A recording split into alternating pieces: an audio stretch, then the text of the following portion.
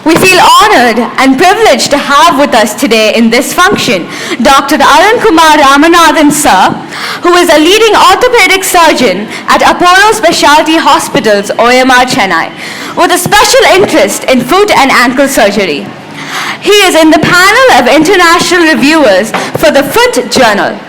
He has published extensively and is also the co-author of some modules for the Orthopedic and Rehabilitation Technology course in the University of Dundee, which is in UK. He is associated with the American, British, European, Scottish, and Indian orthopedic societies and have extensively contributed for the same. His vision is to come up with an exclusive foot and ankle clinic having comprehensive assessment methodologies and tools to serve those in need. We are highly elated to have you with us, sir. I would like to request, sir, to please step forward and give us your precious words and message.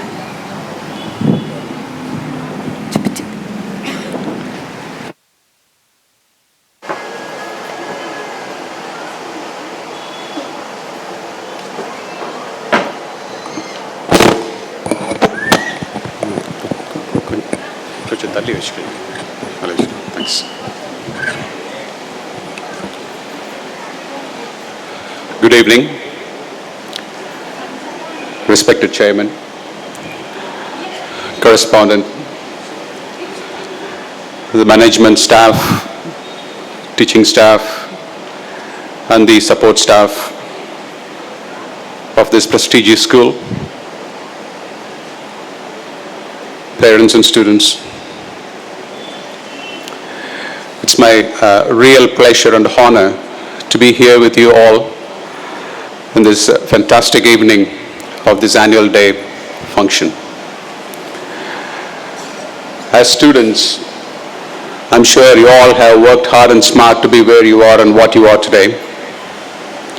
This cultural event is just to showcase their physical prowess, mental strength, learning abilities, open-mindedness to learn, and be fearless to express themselves. We all know that it's just the tip of their iceberg.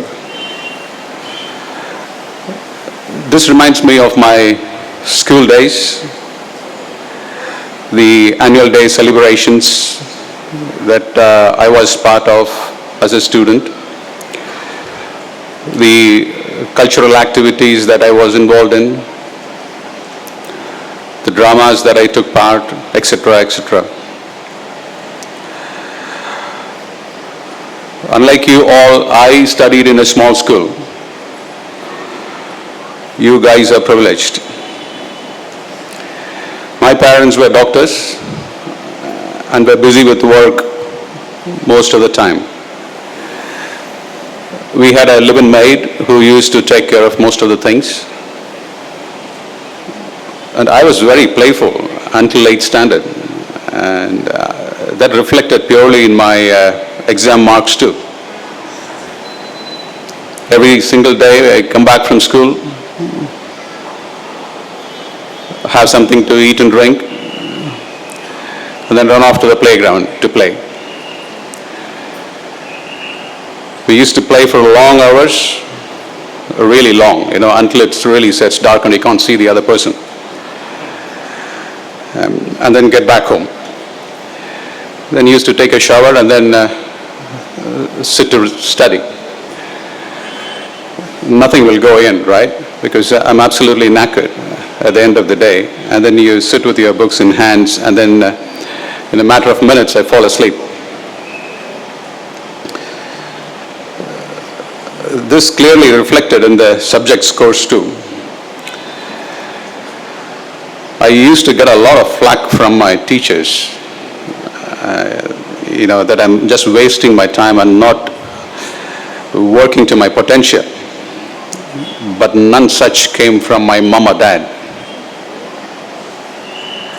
At the end of the 8th grade, which I barely cleared, my parents sat down with me and then gave me a pep talk. They there were some very strong, powerful, and impactful phrases, which still sticks to my mind. Like, what you sow is what you reap. You will take responsibility for whatever happens with your career. There are no shortcuts in life. What comes easy goes easy, as what our respected chairman said. And you are your own competitor, right? Compare with yourself, with what you are, from your yesterday to your today, and your today with your tomorrow, to be a better person the next day. Right? If at all you are comparing yourself with your peers or friends, then you compare the grit and the hard work that they had put in, and not the glamour and the success or the outcomes. Now, these powerful phrases, had stuck to me like anything. I was so young then, and albeit being playful, my mind was still fresh and receptive. And more importantly, I was wanting to change as well, because I didn't like to be flacked by people. And you just want to do something, you want to achieve something, you want to prove to yourself. You don't have to prove to anybody, right? And for that I needed some words of wisdom, which came, the right time from my parents. They also clearly explained to keep focus on any activity that I do, and the importance of commitment and involvement.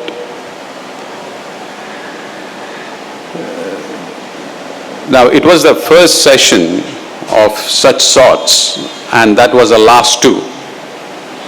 Starting from the 9th grade, I never looked back. I had clear definitions of my study time and my play time. I did well in all the exams, be it a class test or quarterly or half yearly as what we had it those days, and annual exams, till I finished my high school. In fact, I bagged a couple of state ranks in the grade 12 board exams, and also played cricket all the way till the districts level until my 11th standard. So it's all about striking balance, right? And that I realized after the pep talk. Management of time is absolutely imperative. Now, these days, kids are very smart.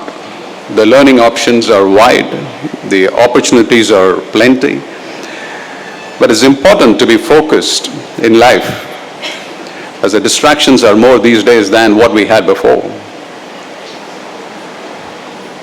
The electronic gadgets that we have are all a huge source of information and resources, but should be used with diligence and in the right context and in the right way.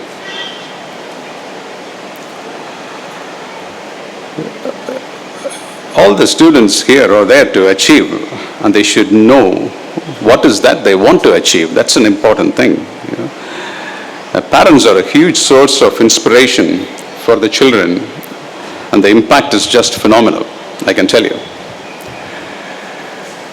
It's a parent's responsibility to identify the hidden potential in their kids and bring it out, and help the management too. Today's curriculum is very different from the olden days. The approach is different, the exam patterns are different, the way with which the students are assessed are different. The curriculum is more rounded these days with the 360 degrees of assessment. But wisdom is to live in tune with the mode of the changing world. Now, encourage your kids to be leaders. I think probably the school will help. They have to be natural leaders, right? Let them be fearless, but not arrogant. The heaviest penalty that we pay for declining to rule anything is ultimately to be ruled by someone who's inferior. Now, get rid of that fear of failure. No one is perfect and can never be at all time. The success can only be tasted only when we leave our failures behind, quickly learn from them and move on. Sometimes by losing a battle, we all find a way how to win war.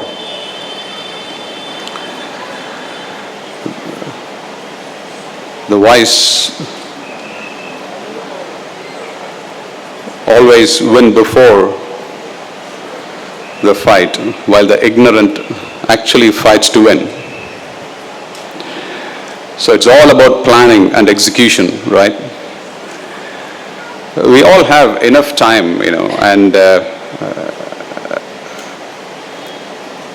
all that is needed is that we shouldn't be wasting the time.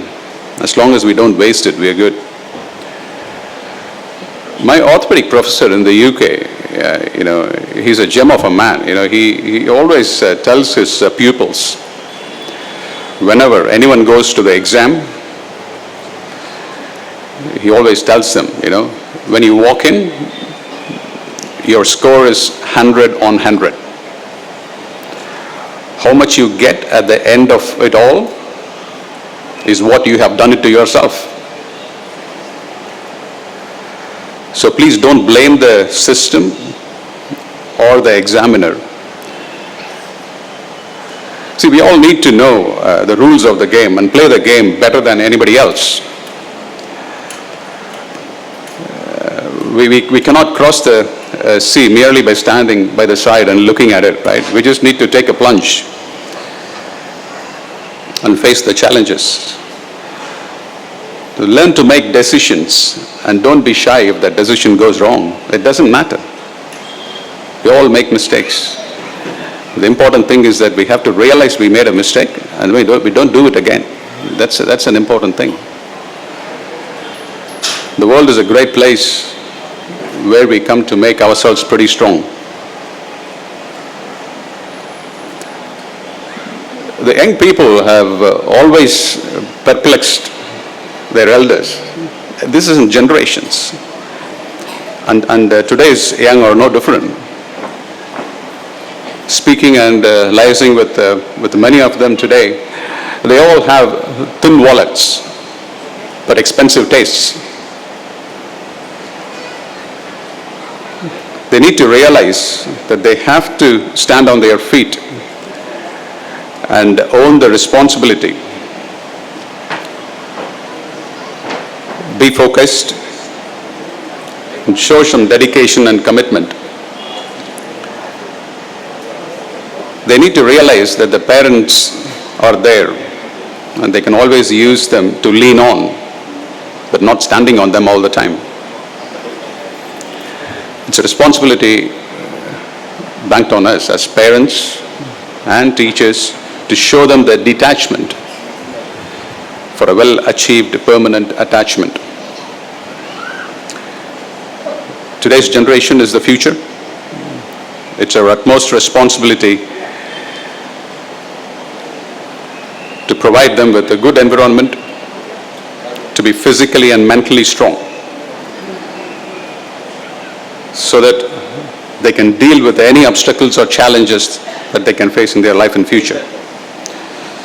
Such emotional stability and strength can only be provided to them only when we practice these things at home. This is not something that can be taught in the school, and they need to absorb this from their surroundings.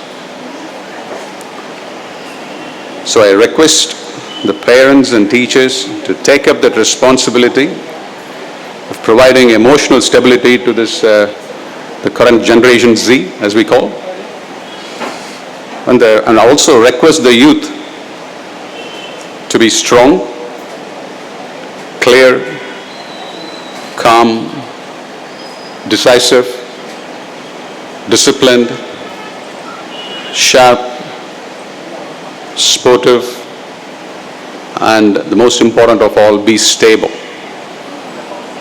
I wish you all the very best.